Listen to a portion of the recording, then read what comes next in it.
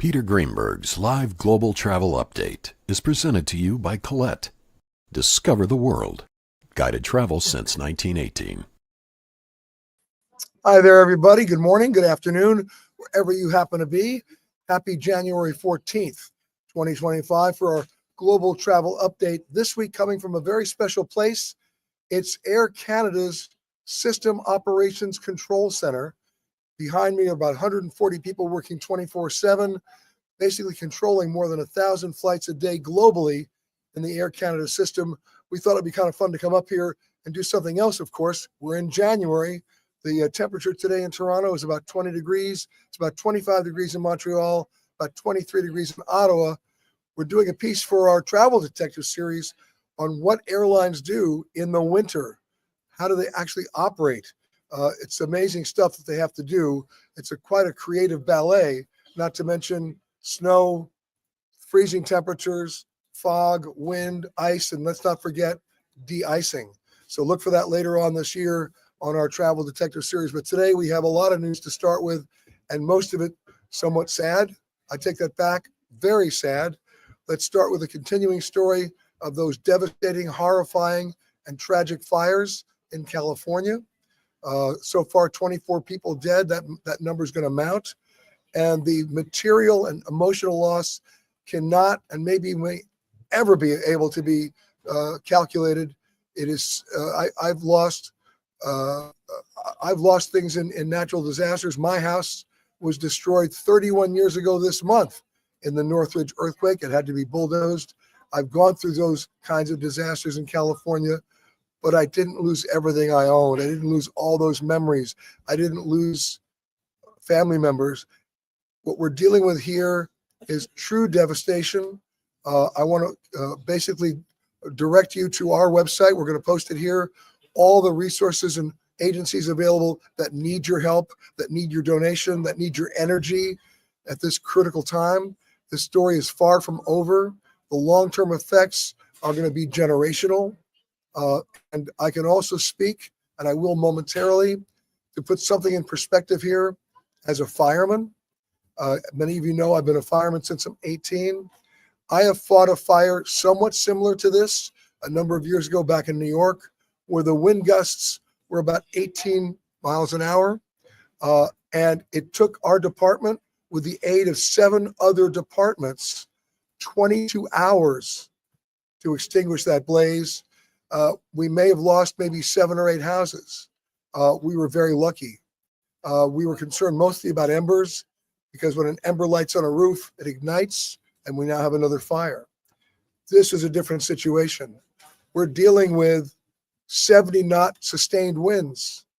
Impossible for any fire department to get ahead of that because of where the embers were traveling. And for those people who are in the midst of finger pointing right now, let me say something that you may hear more about in the next couple of days, weeks, and months. Even if you had double the firefighters on duty and all the water charged in the hoses and the hydrants, it may not have made any difference at all. This fire was moving at such ferocious speed, it was unstoppable. And as we speak today, it's still not contained. So this is what we're living with. There may be some long-term solutions if people are willing to spend the money for different kind of pumping systems, different kind of pipes, burying power lines. How about that as an idea that should have been done 25 years ago? But forgetting the finger pointing right now, it's about recovery and help in any way we can. So Anthony has posted some of those agencies that need your help right now. I will continue to report on this story. So many of my friends, I'm sad to report, have lost everything. Houses that I've been going to since I'm 21 years old, as part of my extended family in Southern California, are no longer there. We're still going to try to process this, and we'll report on this in the days, weeks, months, and yes, years to come. The other story that I'm continuing to report is on Jeju Airlines Flight 2216, which is basically developing into one of the most mystifying air crash investigations since MH370, another crash where we may never know what happened. And I want to walk you through what we know and what we don't know, and then what we may never know about this particular tragic accident. This is what we know. And I want to preface this by saying, in any accident investigation, the investigators must painstakingly rule everything out before they can rule any one thing in. But of course, that's based on what they know. And right now, what we don't know is what we don't know. But this is what we do know. We do know that as that plane was approaching Korea, the tower alerted the pilots that there were birds in the area. We then heard on the radio the pilots confirming they'd been hit by birds. We even have visual evidence, a video that was taken that shows the right engine of the Boeing 737 with smoke coming out, consistent with a compressor stall after ingestion of bird or birds. And the pilots reported that they were hit. What did the pilots then do? And this is where it gets crazy. The pilots elected to do what's called a go-around. This is not an unusual procedure. It happens at airports in the United States every single day. There might be a plane that didn't leave the runway fast enough, or something that they're not happy with the approach. There's a switch, not even a switch, it's a toggle in their cockpit called TOGA.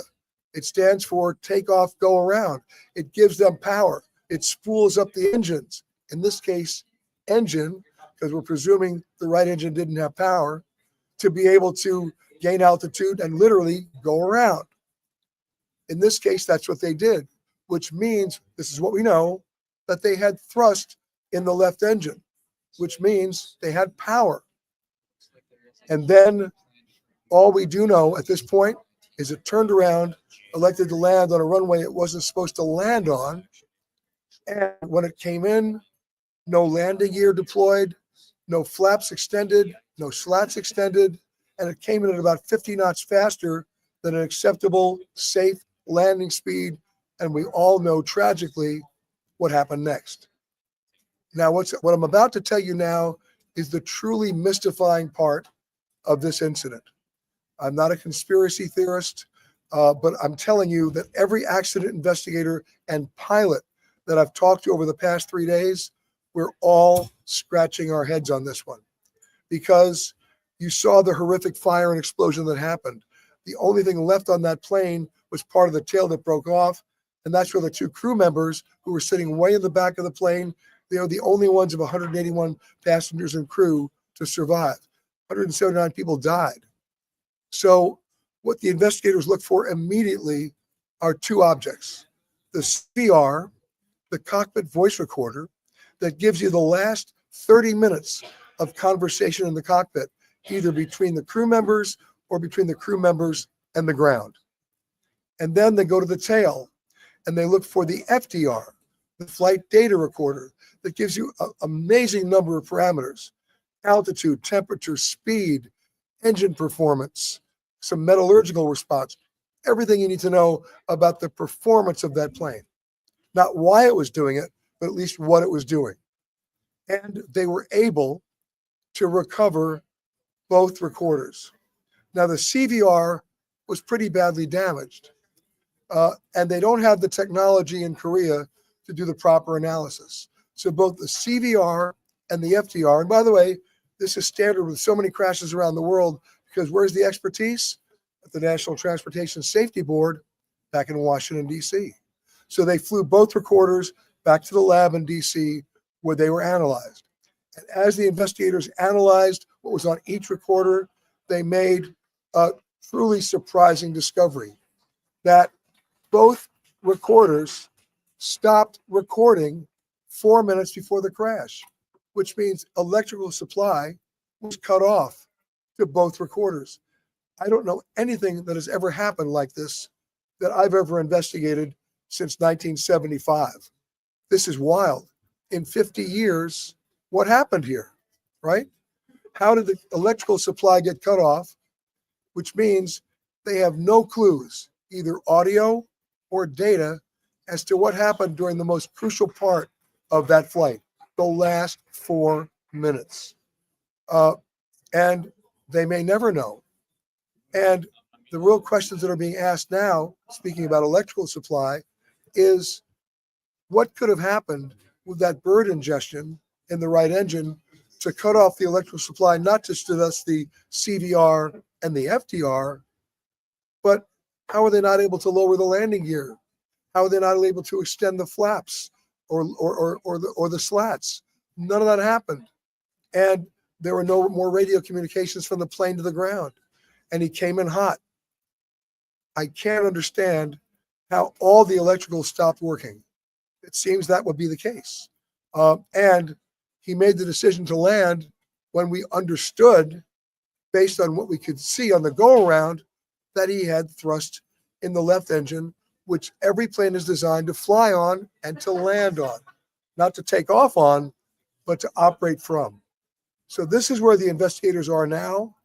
I can't tell you what other clues they can discover that will give them any indication at all about what happened. And so as it stands now, the probable cause of the crash of Jeju Airlines Flight 2216 may never be known. Now, an aside here, the National Transportation Safety Board has been lobbying the FAA for years to upgrade the quality and the length of time of the CVR. As I said earlier, a CVR only gives the investigators the last 30 minutes of a flight. And as so many investigators will tell you, if you want to know what happened on a flight, you want to go back a couple of hours to see what ingredients were present that in combination created a situation that they couldn't recover from. The technology has been available for decades to make a CVR give you the last 24 hours of a flight, which you want because maybe there was a pattern that developed in previous flights that went unnoticed or undiscovered. If there was ever a time to put this on the FAA's wish list that they can actually act on, it's now. Increase the CVR data in terms of voice to the last 24 hours of a flight and make it impossible to override that tape. We need to know, right? And the same thing with the FDR. Go back, let it just continue to record so we can develop patterns to allow us to find out not just the probable cause, but how we can avoid that happening ever in the future. Needless to say, I'll stay on top of this story, but I wanted you to know that in all my years of reporting aviation crashes, other than MH370, this one is up there in terms of mystery. And we'll stay on top of that for you as we continue. All right. Now, lots of other stuff to talk about. Of course, answer your questions as well. This week, we're going to give you a tease of one of our new shows. It's part of our Hidden series, where I take you to places and show you the most extraordinary experiences in a destination that nobody knows about, but that are totally accessible to you. So check out this tease for Hidden Uganda. Get set for a very special journey deep into the heart of Africa to a place most people have never experienced. I'm Peter Greenberg, and join me as we navigate a country where old rhythms live on and ancient instruments create modern sounds. A land of distant wonders and the promise of endless bounties, and all still waiting to be discovered. Welcome to Hidden Uganda.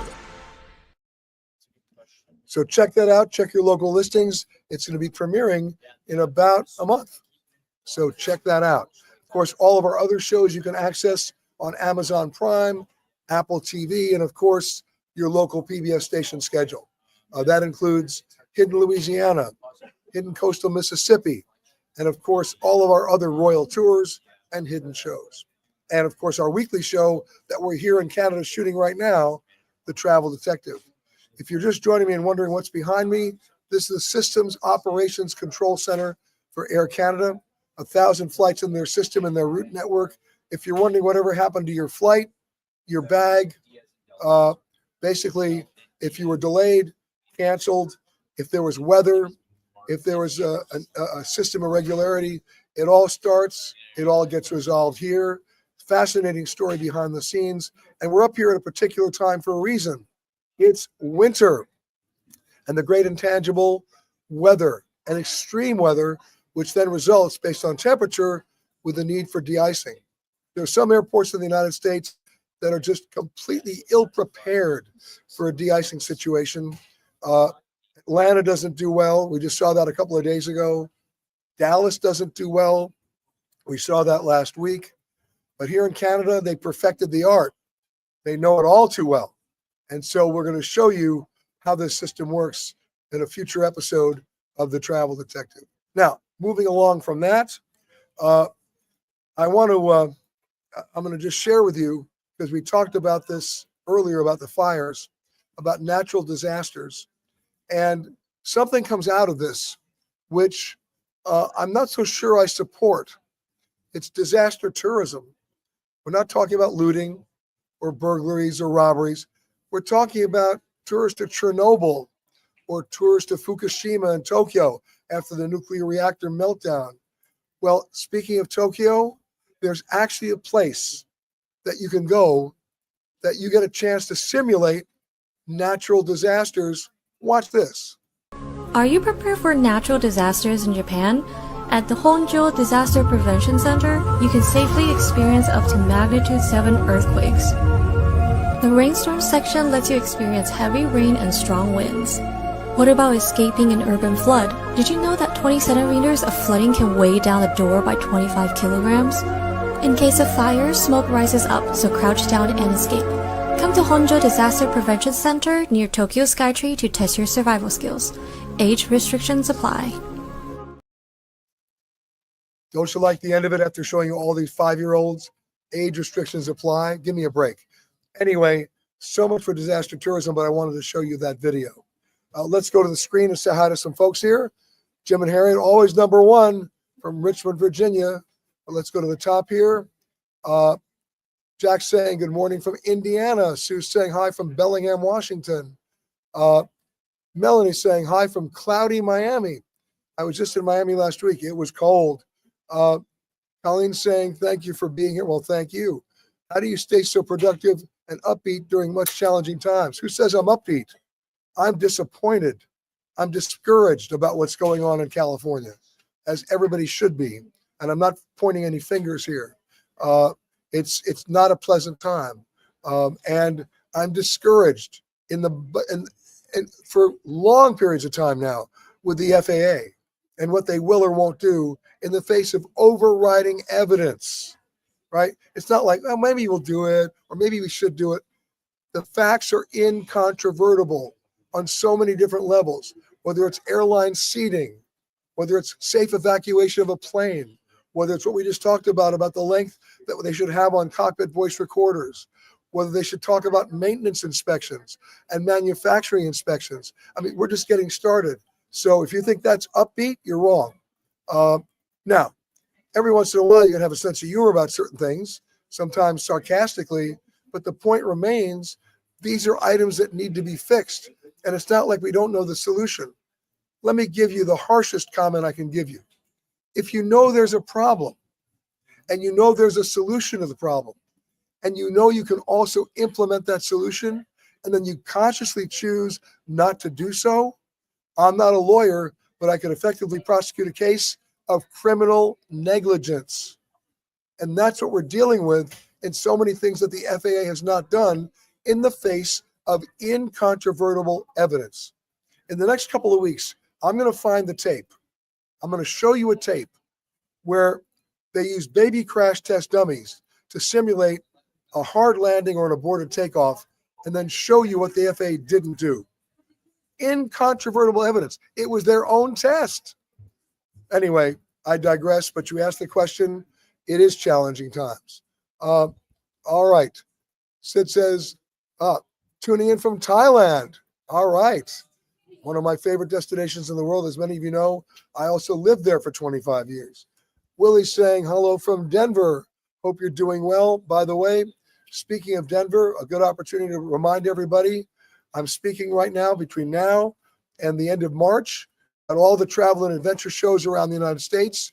I spoke a couple of days ago in freezing Atlanta, but coming up on the 25th and 26th, I'll be at the Javits Center in New York at the Travel and Adventure Show, followed by Chicago, Phoenix, Los Angeles, Denver, the Bay Area, actually Santa Clara, and finally in Washington, D.C. I hope I get a chance to see you there. We're going to post some discount coupon codes for each venue as we get closer to them, so you can get a discount on the admission. But bottom line is I look forward to seeing you there, and obviously to continuing our conversation in the days and weeks ahead as all of these stories continue to develop. Now, I'm going to show you something now. I'm sure it was well-intentioned. I'm sure this particular airline was very excited to make an announcement. The airline in question was Pakistan International Airlines. Hasn't had the greatest safety reputation. In fact, many European countries banned that airline from even landing there until they got their act together. Apparently, they did to the satisfaction of the European air regulators. And so they're now letting them fly to different European capitals. And to announce that, I want you to look at this. PIA ran this ad. Look at the picture. Look at the plane. Look at the Eiffel Tower. Look at the copy. We're coming today. Would you call that somewhat inappropriate? And social media has blown up on this. In fact, one of them on social media wrote, it wasn't my line, but I'll give them credit for it. I rate this 9 out of 11. Get it? Anyway, somebody wasn't watching the store when they ran that ad. I mean, whoa. All right, let's keep scrolling here. Camilla's saying hi from Tucson. And Joyce saying, going to Dubai. Takes quite a few meals. Yep. Do they have to be in original? Oh, I see. Meds. I thought it said meals. Do they have to be in original bottles when we go? Here's what you want to do. And this applies to anybody who's traveling with medication. Yes, you have your prescription bottle. It may just have the brand name on it. Have your doctor write you a letter to whom it may concern, saying these are the medications my patient is taking. They're authorized to take them. And then list them not just by the brand name, but by the generic name, because they're not always known by that name in foreign countries. And keep that letter with you. Then you should have no trouble at all. Okay. Okay, here we go. Here we go. Oh, going down. Okay. We just made our contribution to the relief effort. Jim and Harriet, thank you for doing that. And by the way, please keep them coming. Remember, we have a perfect storm here after the storm. Insurance companies have bolted. They're not writing policies. Or get ready for this, they'll do everything they can to deny coverage, the ones that still have policies. I know that all too well because of what happened to me after the earthquake in '94, where two big insurance companies, State Farm and Farmers, decided to cut everybody off who had bona fide policies. I was one of them. It was not pretty. And then, of course, we have building permit issues, right? We have building code issues. So many of those houses go back 40, 50, 60, 70 years. The building codes have changed. Could you actually rebuild on that same plot, the same house? Probably not. So what variances can you possibly get that'll still be in keeping with fire codes and building safety codes? And then can you even build if you can't get a mortgage? And you can't get a mortgage or a loan if you can't get insurance. It's a vicious cycle here. And, you know, you can waive all the building codes you want temporarily, which California says they're doing to encourage rebuilding, but we're talking a decade away. This is, how do you comprehend that, right? So for those of you who are giving to the relief fund, I thank you. Please keep it up. This is going to be ongoing. FEMA will run out of money. They're going to have to get reauthorized by Congress in an administration that, if you've been watching the news, and I'm not trying to be political here, California is not the favorite of our incoming president. Let's hope that we can get beyond politics here, and whether there's flooding in Asheville, North Carolina, or wildfires in California, we really are in all of this together, and we need to react that way. But still, Jim and Harriet and everybody else, thank you for contributing. It means a lot. Joy wants to know, do you need a visa to enter Dubai? It's visa on arrival. You should have no trouble. Okay? By the way, a number of countries now are getting smart.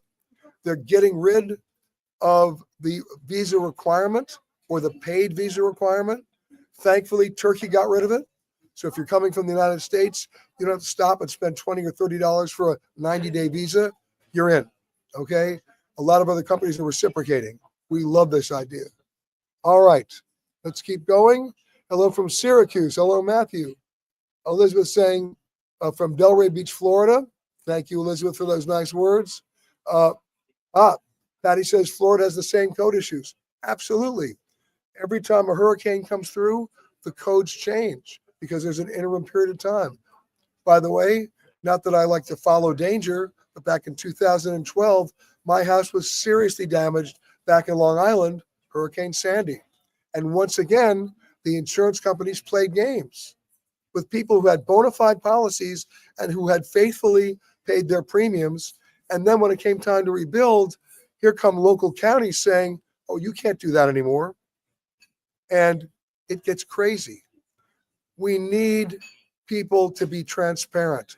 We need them to be honest. We need them to practice common sense in the wake of this terrible disaster, right? We don't want to do anything unsafe, but how many people will never be able to return to their neighborhoods, to their schools, to their churches, to their synagogues because of the bureaucracy and the problematic cycle here of mortgage versus insurance? This is going to be a problem, not just in California, folks. It's going to be a problem in Kansas with tornadoes, in Oklahoma with tornadoes, in Florida with hurricanes, and of course, with rising water levels up and down the East Coast. This is not going away. So we need to address it quickly and not get mired in petty politics. Okay. Linda says she's going to see me in New York for the travel show. Okay, Linda, we appreciate that. Now, let's go to some of your questions here that you sent in during the week. And here we go. Oh, wait, I got one more thing I want to show you. Okay, I want you guys to get ready to laugh. We need a little laughter, right? Okay, I'm at a departure gate the other day. I believe it was in Atlanta.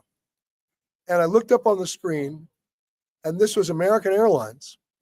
And before I have Anthony show it to you, I want you to just think about this for a second and the language that they use. Okay, are you ready? Go. You see what it says? Enjoy Group 6.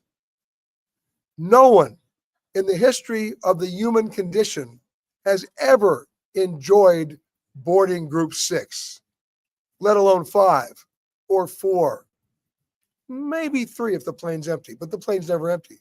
Enjoy boarding Group 6? What are they smoking? Are they really trying to sell me on that? Unbelievable. I just had to share you that. What numbnuts came up with that idea? Enjoy boarding Group 6. The only way you enjoy boarding Group 6 is if you're in boarding Group 1 and you're watching boarding Group 6. All right, we move on. More questions. Sorry about that. All right. Sarah says, I'm flying to a concert in Los Angeles next week that is still performing. Do you think I should cancel my flight? A number of events have been canceled or postponed. As you know, the playoff game last night was not in Los Angeles. It was in Arizona. And the Rams won, by the way. But if the concert is still performing and you are not going to be negatively impacting any of the infrastructure or resources, then I would say go. But remember, where are you going to stay? You can't find hotel rooms in Los Angeles right now because the residents are living there temporarily, right? So take that into account and then make your decision. Okay. Al says, back in the 90s and early 2000s, there was an amazing channel that showed all sorts of islands, train rides in Switzerland, and other cool places.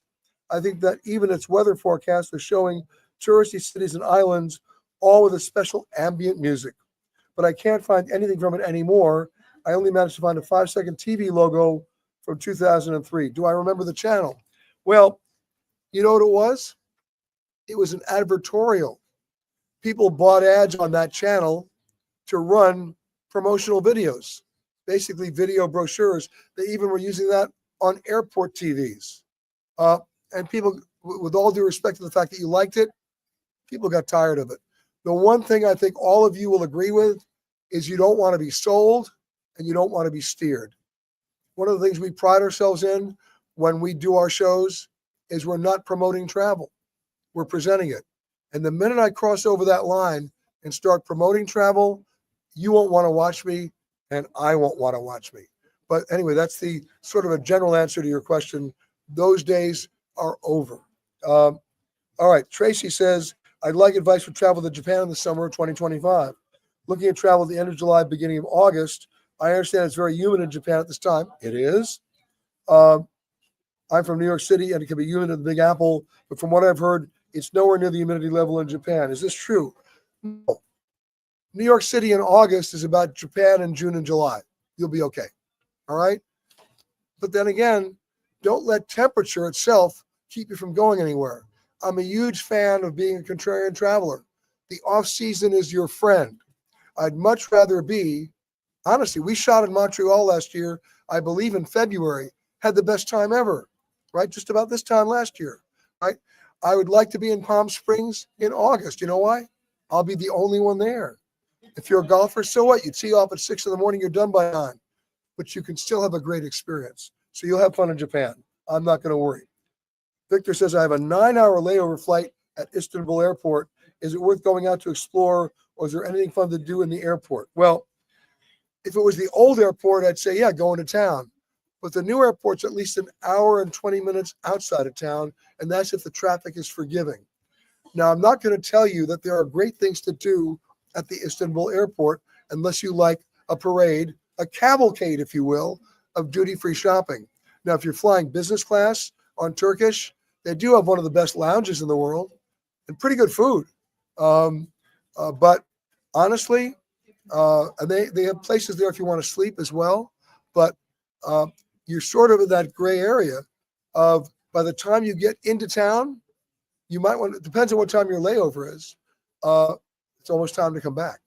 So that's the problem. Okay. All right. Stacy says, hello, looking for recommendations on the best country for a visit to the Amazon rainforest outside Brazil, trying to decide between Colombia, Ecuador, or Bolivia. Well, they're all great, but you forgot one, Peru. Take a look at Peru.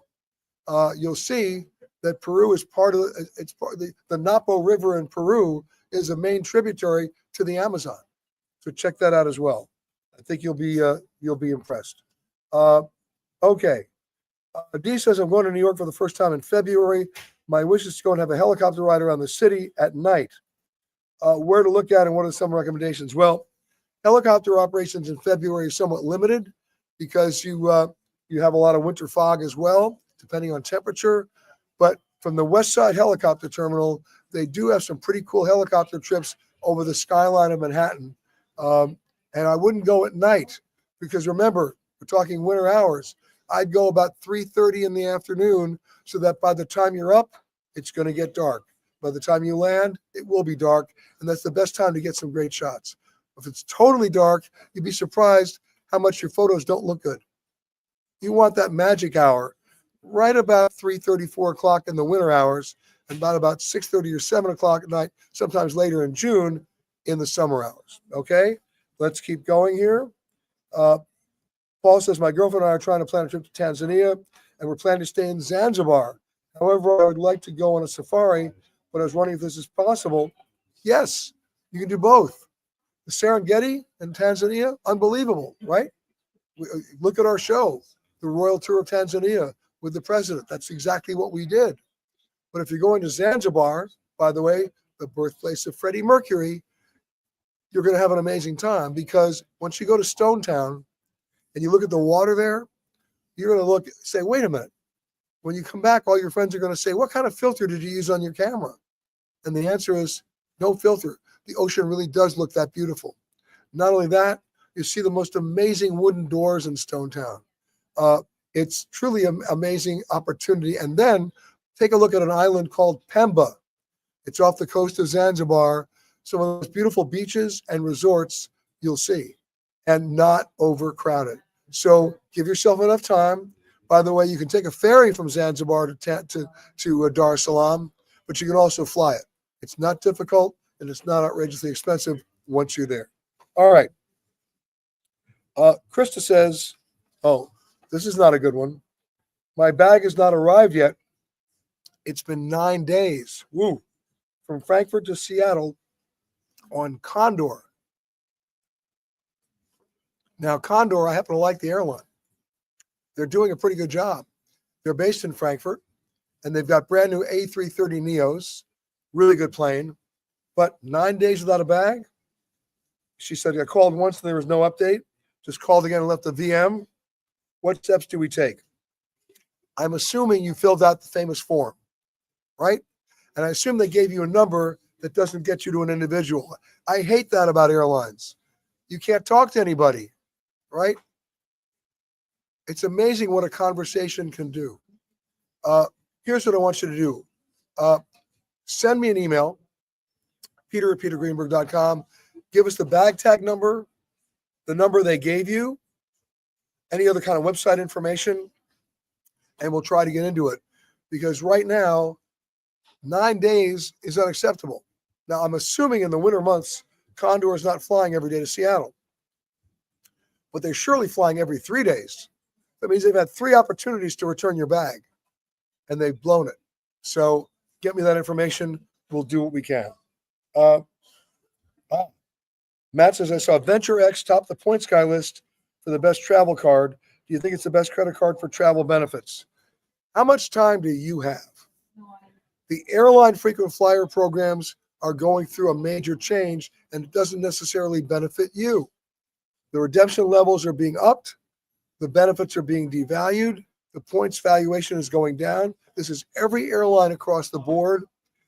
And if you have a credit card that's tied into a specific airline's mileage program, where ostensibly you're getting 1 mile per dollar spent, that sounds great until you try to redeem the miles, right? There are 34 trillion, did you hear me?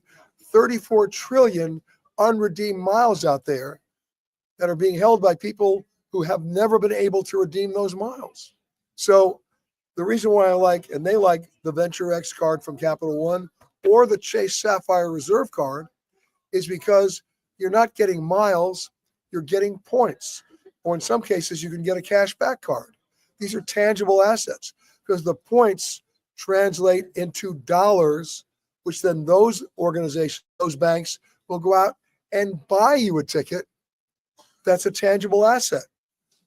A frequent flyer award ticket, of course, is always based on space available, and they're not always available.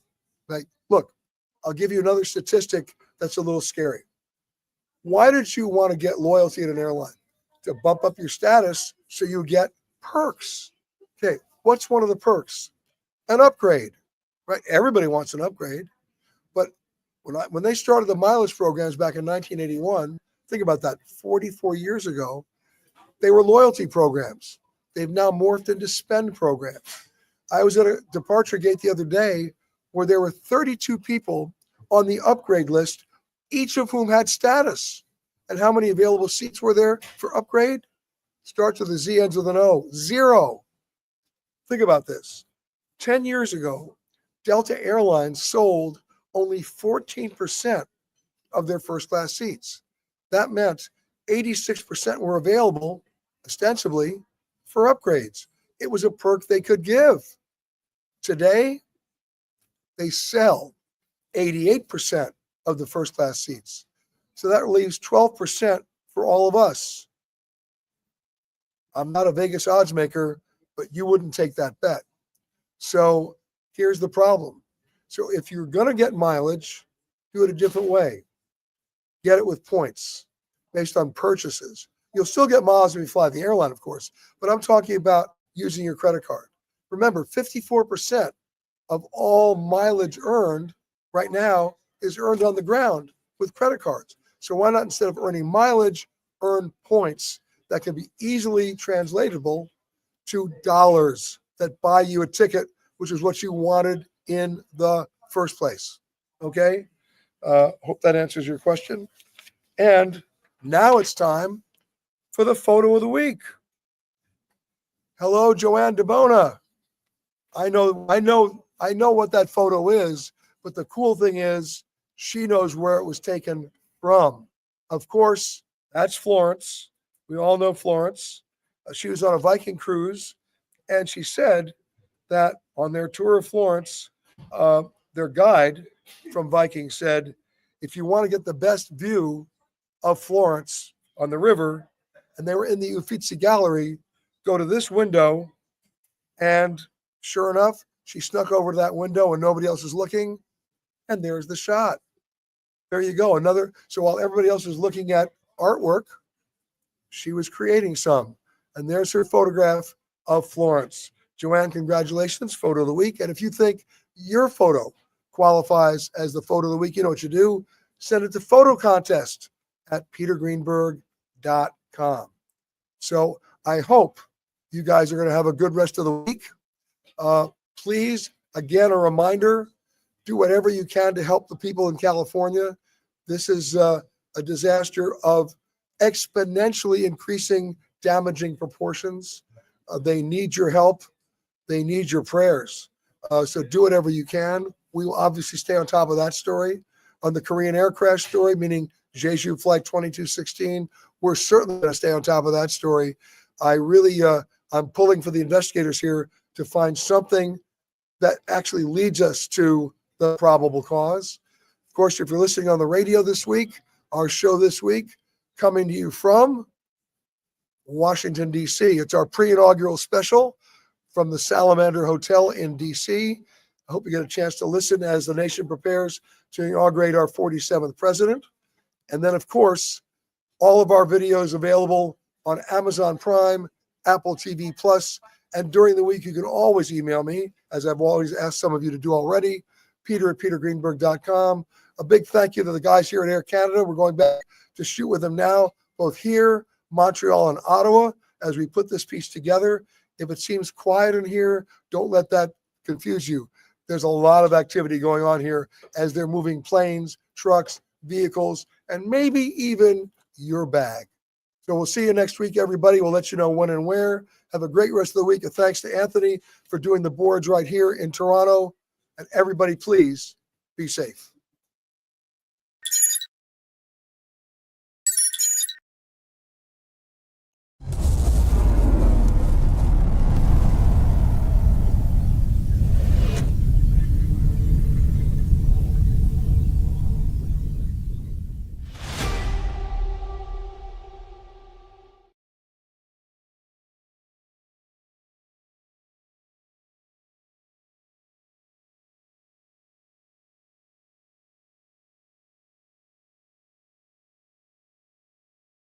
Peter Greenberg's live global travel update is presented to you by Colette.